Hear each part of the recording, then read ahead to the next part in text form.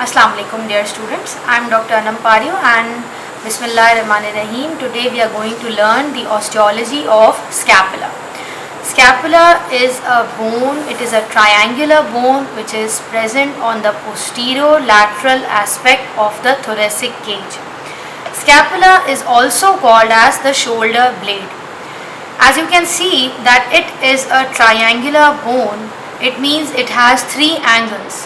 This is the superior angle of the scapula, the lateral angle of the scapula and the inferior angle of the scapula. The scapula has certain characteristic features.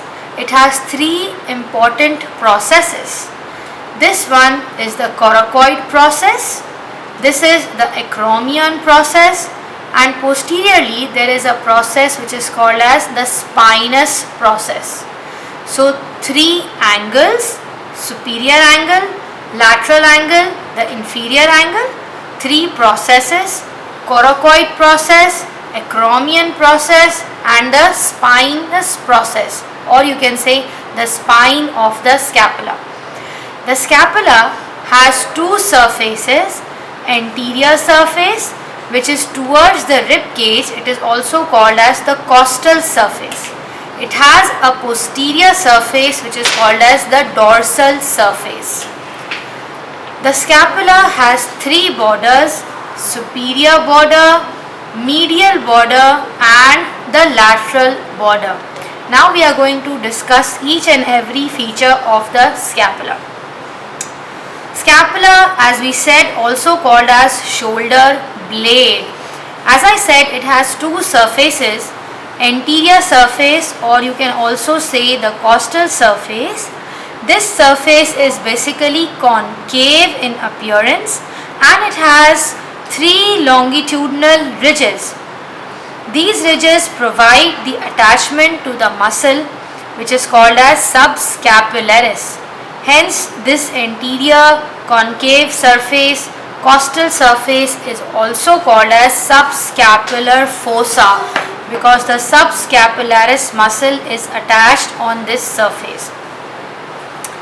This is the posterior surface of the scapula, and you can see that the posterior surface gives attachment to the spine of the scapula. This is the spine of the scapula, the triangular bony plate.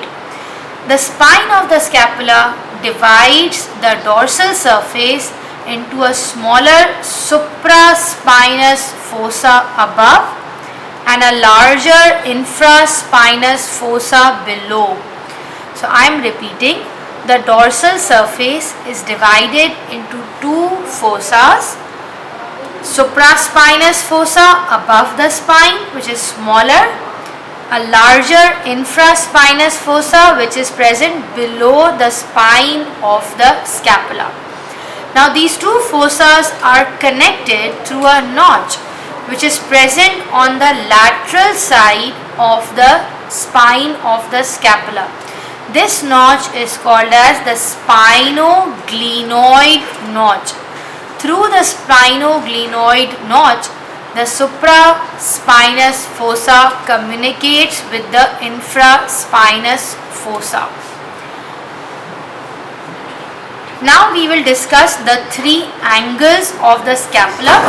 This is the superior angle, it is towards the medial side. This is the lateral angle. The lateral angle, you can see it is broader and it has a cavity which is called as glenoid cavity. Through this glenoid cavity, the scapula articulates with the head of the humerus to form the shoulder joint. So the lateral angle contains the glenoid cavity, which is a cup-shaped cavity to accommodate to the head of the humerus, and it forms the ball and socket joint, the shoulder joint. Just above the glenoid cavity there is a tubercle which is called as supraglenoid tubercle. Similarly, below the glenoid cavity there is another tubercle which is called as infraglenoid tubercle. So we said that there are three angles, the superior angle on the medial side, lateral angle having the glenoid cavity and the inferior angle. The inferior angle faces inferiorly and it is the point of the triangle. The scapula has three borders. It has a superior border which is short and is thin. It has a medial border which is thick plate of bone, and it has a thickest lateral border. The lateral border is the most thickest border. It runs from the lateral angle up to the inferior angle. The superior border is very thin and is short, and it has a notch which is called as suprascapular notch. Through it, the suprascapular nerves and vessels pass. So till now we have discussed the two surfaces: costal anterior subscapular surface, the posterior surface or the dorsal surface, which was divided into two fossas, supraspinous and infraspinous fossa. We have discussed the three angles: superior angle, lateral angle and the inferior angle. We have discussed the three borders: superior border, medial border and the lateral border. The lateral border is the thickest. Now we are going to discuss the three processes of the scapula. Scapula has three processes: the coracoid process, acromion process and the spinous process. The coracoid process is also called as crow's beak because it appears like a crow's beak. It is finger-like and it is projected forward and laterally. It gives attachment to the ligaments and the muscles. The second process is the acromion process, and the acromion process is attached on the lateral border of the spinous process. The acromion process has two surfaces, the superior surface and the inferior surface. It has two borders, a medial border and a lateral border. The acromion process has a facet for articulation with the clavicle.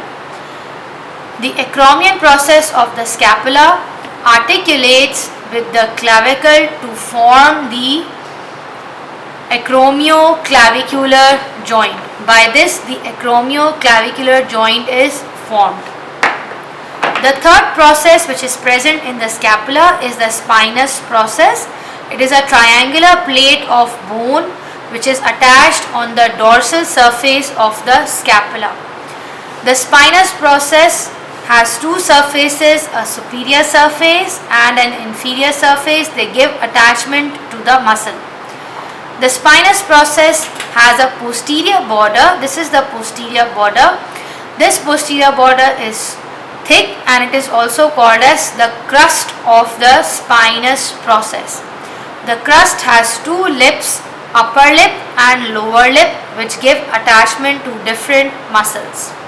So thank you so much. But before I say thanks, you should also know the side determination. So by this we have completed the features. To determine the side of the scapula, you should remember three important features. First point, that glenoid cavity is always facing on the lateral side. Second point, the spine of the scapula lies on the posterior side. And the third point is that the coracoid process is present on the anterior aspect. So when you are going to remember these 3 points, you will be able to determine the side of the scapula. So this scapula belongs to the left side. The glenoid cavity is on the lateral side, the spine is facing posteriorly and the coracoid process is facing anteriorly. Thank you so much dear students. Allah Hafiz.